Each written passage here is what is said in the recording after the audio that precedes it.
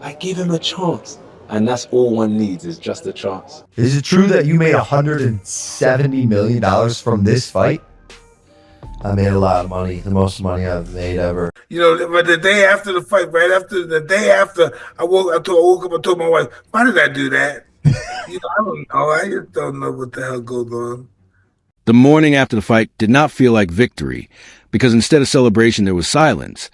The kind that settles in a room when something feels wrong. And when he woke up and looked at his wife, the words came out almost by accident. Why did I do that? Not as a joke and not as regret for the money, but as confusion, because even after admitting he had made more money than ever before, the biggest payday of his life, something did not sit right, and that quiet discomfort became the first crack in a story that would soon shake boxing. He's called out Anthony Joshua. Just makes the whole sport look ridiculous. Gets them more attention. To its core, because within hours the whispers began, tied not to internet rumors, but to the names of Mike Tyson and Anthony Joshua, two men from different eras who should never have been speaking the same language, yet suddenly were, as claims of hidden deals, backstage pressure, and a dark system behind modern fights started circulating. And when a short gym clip of Tyson leaked with him saying, "This sport used to mean something now. It's being bought," it landed heavier than any punch he ever threw, because it was not said for attention but with disgust, the kind only a man raised in brutal gyms and real survival can express. And the unease deepened when he admitted he barely remembered the fight, had not watched it back, and could recall only a strange bow at the end, a detail that bothered fans because fighters remember pain, impact, and moments, not emptiness. Oh, no, I don't remember the fight that much. I kind of blanked out a little. Did you watch it back or anything, or no? I'm going to watch the fight. No, I have not. Coming back from the first round, then the next day I remember Jake doing some kind of, I don't know, what was he doing at the ring? Oh, yeah, he bowed. Yeah, he bowed. That's the last thing I remember. And that was when the unthinkable question began to spread, quietly through the sport. What if the fights people paid for were never as real as they believed, not fixed outcomes, but controlled narratives shaped by money and image? And less than a day later, Anthony Joshua added fuel to fire by calmly saying, "People are being paid to play roles." A sentence that moved through boxing like electricity, because Joshua is careful with words, sponsored, disciplined, and when someone like that breaks tone, it means the system is already out of control, pointing to a sport that had shifted from competition to content, where clicks mattered more than skill, storylines mattered more than scorecards, fighters became characters, and An amateur coming into the game with no experience, he's taking on some good names. They may be old, they may be from different combats in terms of MMA and so on, but he's got in the ring at a decent level. Fought Tommy Fury. viral moments outweighed clean victories, with Jake Paul emerging not as the cause, but the symbol of this new machine, a social media-driven fight economy where appearance incentives, silence clauses, and narrative control quietly replace pure competition, forcing fighters to choose between integrity and survival. And when Tyson and Joshua finally met privately in a Vegas gym, no cameras and no press, talking about manipulation and conscience, they walked out changed, with Joshua saying he was done pretending this was normal, and Tyson declaring that fans deserved to know. What did you just call me again? I didn't call you anything. What did you call me? Mike. I don't know. Listen, I wouldn't have realized any of it if it went 3-minute rounds. I didn't realize it. When something was real, marking the moment that stopped being about money and became about the future of boxing itself. What made the situation even more disturbing was what happened next, or more accurately, what did not happen. Because Jake Paul, a man known for responding to controversy faster than anyone in the sport, suddenly went silent. No tweets, no reaction videos, no interviews, no live streams, just an uncomfortable void that instantly became the loudest sound in boxing. As commentators paused mid-sentence waiting for a response that never came, fans refreshed his accounts like a countdown clock, and rival fighters held back, sensing something was wrong.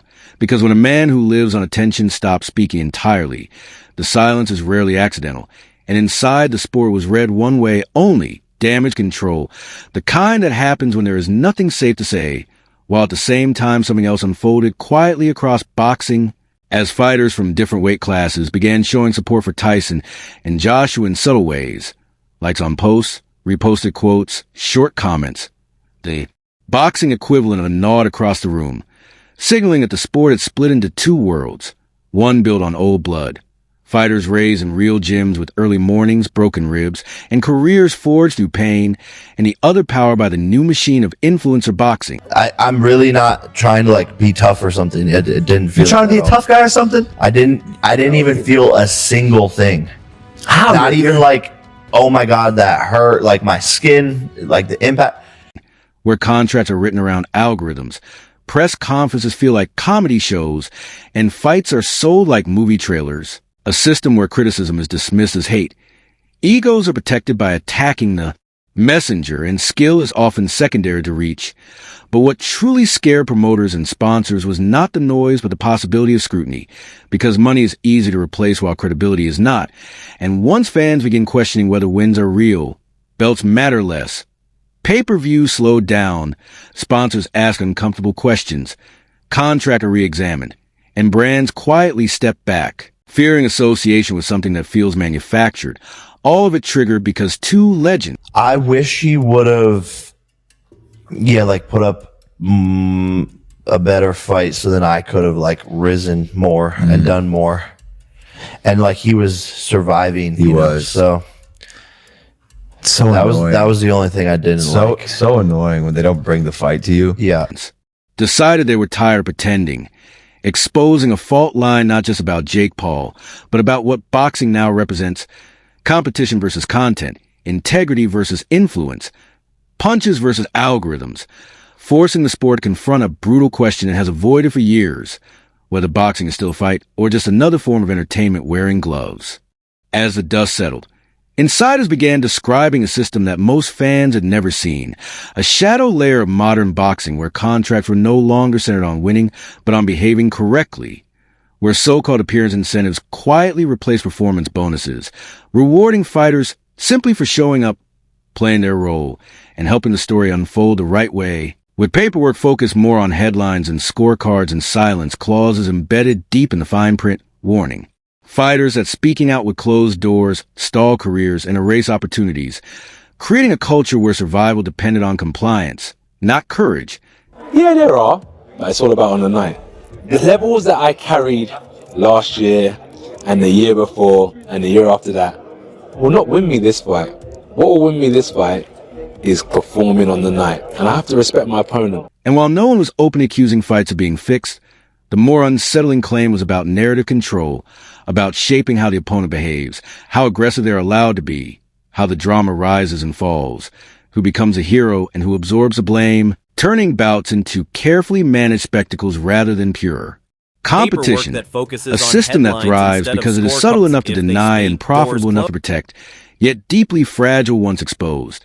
Because the moment fans begin to question authenticity, the entire business model shakes. And that is why the possibility of regulators returning suddenly loomed large, as commission sponsors and networks quietly monitored the situation, knowing that real scrutiny would not just threaten influencer boxing, but the entire manufactured fight economy.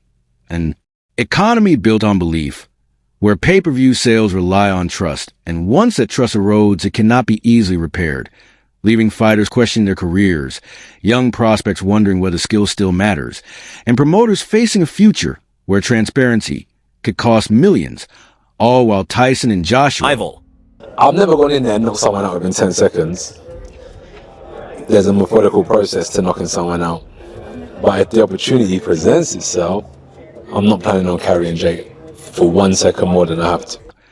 Two men who never asked to be guardians of the sport found themselves forced into that role by a system they no longer recognized, standing as symbols of an older code built on pain, discipline, and truth, confronting a modern industry driven by reach, branding, and narrative, pushing boxing toward a cliff where one path leads to pure entertainment, and the other back to its roots, a decision being made not in boardrooms, but in moments like this, where silence breaks, legends speak, and the consequence... I want to fight Anthony Joshua, exclusive, because I know that I will beat Anthony Joshua.